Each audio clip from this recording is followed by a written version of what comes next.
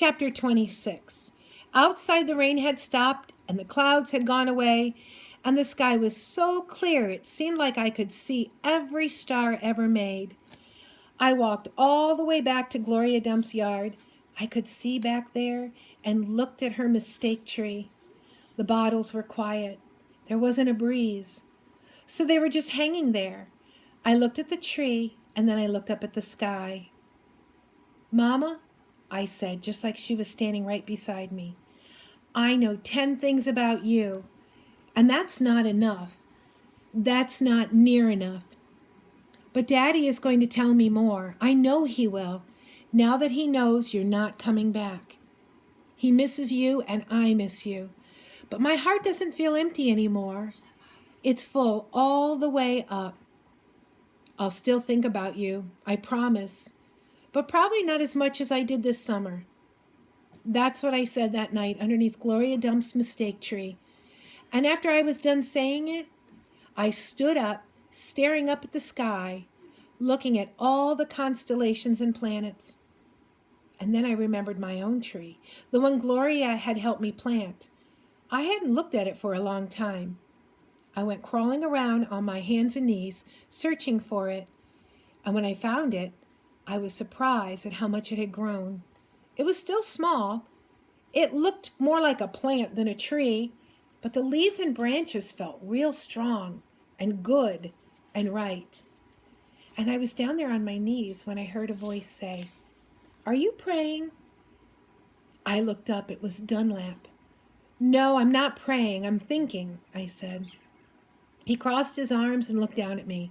"About what?" I asked. He asked. "All kinds of different things," I said. "I'm sorry that I called you and Stevie bald-headed babies." "That's all right," he said. "Gloria told me to come out here and get you." "I told you she wasn't a witch." "I know it," he said. "I knew it all along. I was just teasing you." "Oh," I said. I looked at him close. It was hard to see him good in the dark yard. "Are you ever going to stand up?" he asked. "Yeah," I said.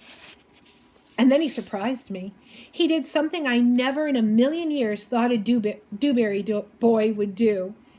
He held out his hand to help me up. And I took it. I let him pull me to my feet. "I'll race you back to the house," Dunlap said, and he started to run. "Okay," I shouted, "but I'm warning you, I'm fast." We ran, and I beat him. I touched the corner of Gloria Dump's house right before he did. "You shouldn't be running around in the dark," said Amanda. She was standing on the porch looking at us. "You could trip over something." "Aw, Amanda," said Dunlap, and he shook his head. "Aw, Amanda," I said too, and then I remembered Carson, and I felt bad for her. I went up on the porch and took hold of her hand and pulled on her. "Come on," I said, "let's go inside." "India Opal," Daddy said when me and Amanda and Dunlap walked in.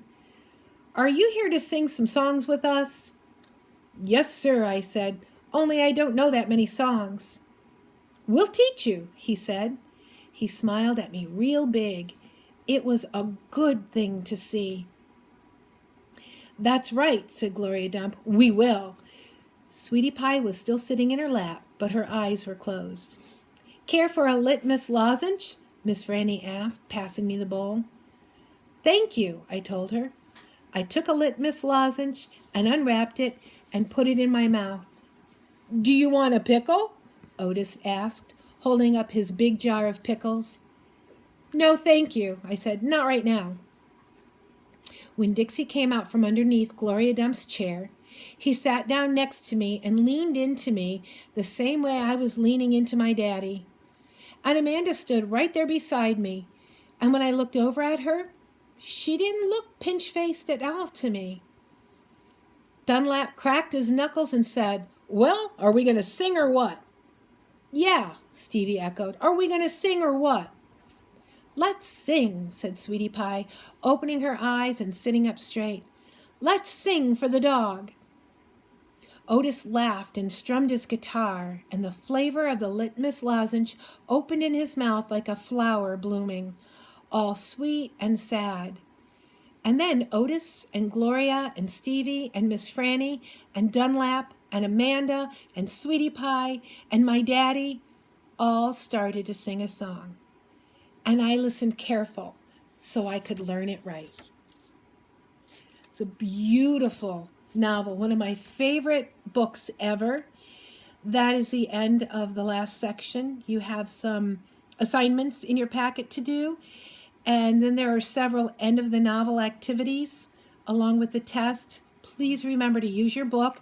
Use this source to find the evidence of your answers. And let's try to figure out some kind of an activity to do while we're at home. Maybe we could design our own mistake tree or host a little family party and take pictures and post it on Dojo or email me pictures. I'd really like to see you come up with maybe a drawing of your favorite part or illustrations for the book so we have something that we can share and enjoy together. I miss you all. Bye-bye.